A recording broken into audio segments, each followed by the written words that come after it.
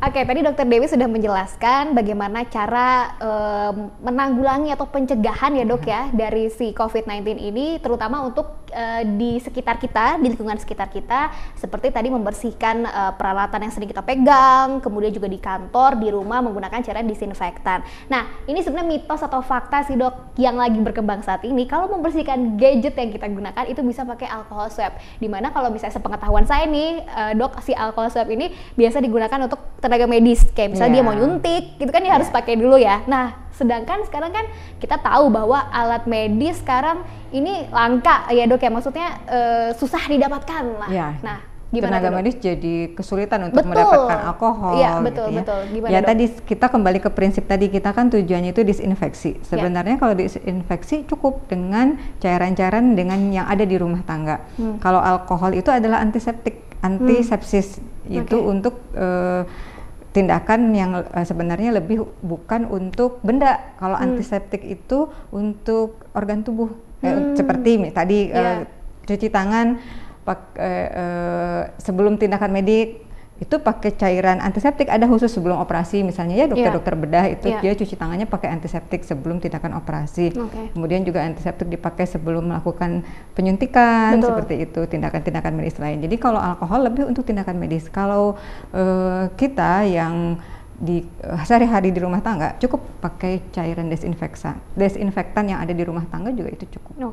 Jadi untuk Anda nih jangan menggunakan atau membersihkan gadget dengan alkohol ya, karena itu tidak perlu ya dok ya, karena itu untuk tindakan medis sekali lagi. Jadi lebih baik menggunakan cairan disinfektan yang memang ada di rumah, karena ini memang dekat sekali dengan kehidupan rumah tangga ya dok ya. Sehari-hari itu kita pasti ketemu dengan cairan disinfektan ini. Tadi sesuai dengan janji Dokter Dewi, ini akan mempraktekkan bagaimana cuci tangan yang baik dan benar menggunakan sabun. Gimana dok, sekalian juga buat info sama pemirsa, mungkin ada pemirsa yang masih abai lah ya, masih ragu-ragu, ini gimana sih cuci tangan yang baik dan benar, apakah memang harus berapa detik, idealnya seperti apa?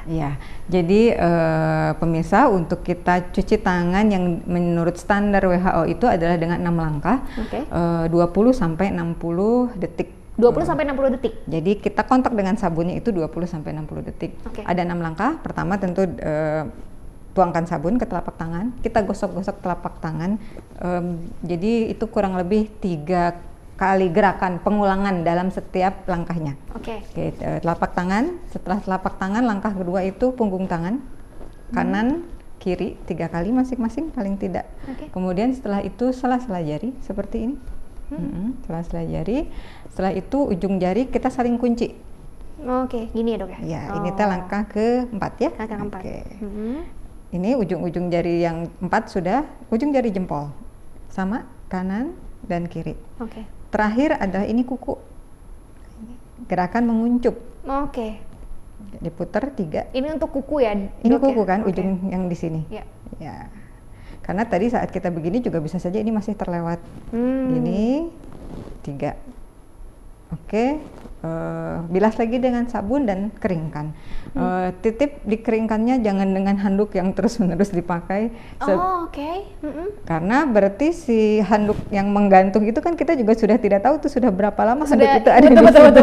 Udah kena virus atau belum ya dok ya? Sudah berapa tangan yang menyentuh ke situ. Jadi keringkan tangan idealnya dengan ambil tisu sekali buang.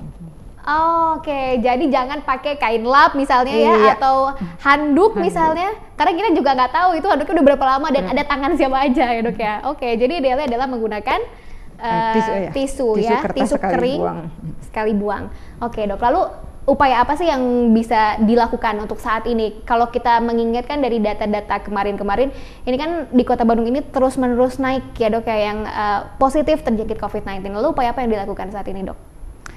Dari kami Dinas Kesehatan terus mengingatkan masyarakat untuk melakukan tindakan-tindakan pencegahan. Tadi tentu dengan social distancing atau physical distancing, menjaga jarak untuk mencegah kita terkena percikan ludah yang pertama.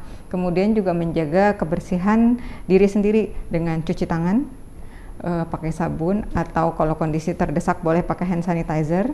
Kemudian juga kebersihan lingkungannya tadi dengan memakai desinfektan.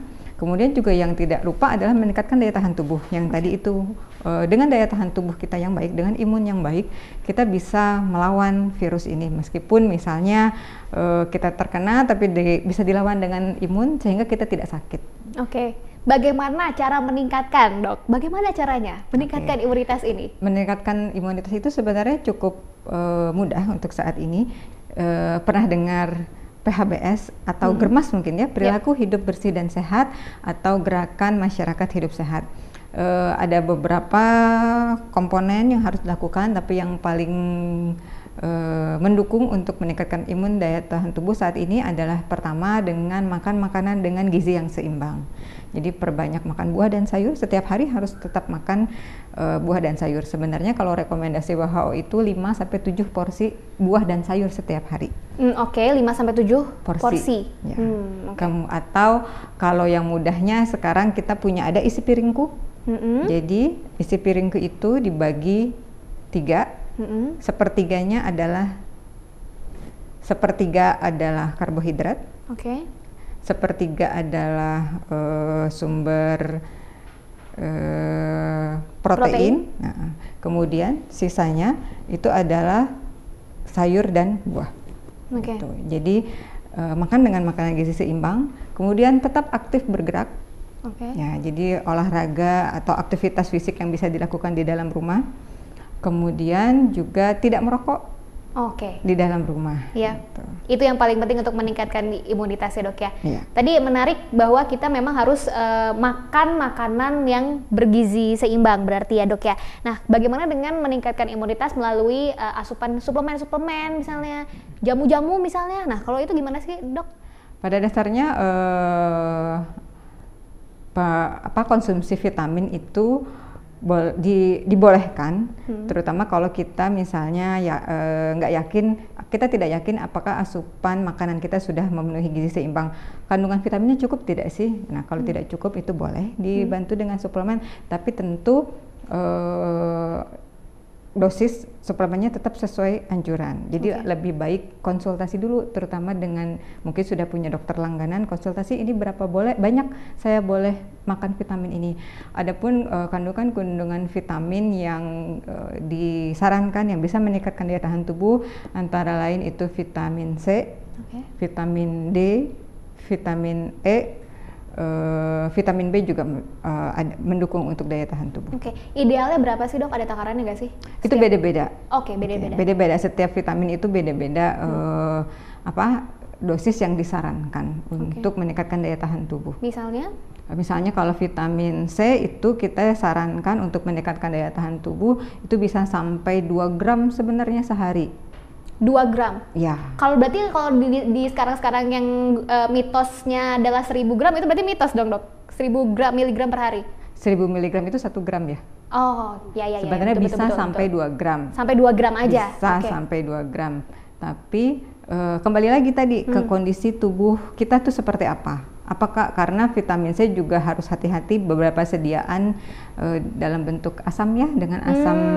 Jadi nanti efek ke asam lambungnya juga harus diperhatikan. Jadi memang lebih baik tetap harus konsultasi. Sekarang kan banyak aplikasi atau beberapa layanan rumah sakit karena pembatasan juga bisa konsultasi via sosial media gitu ya. Jangan sampai jadi bumerang mungkin ya, Dok ya? Iya.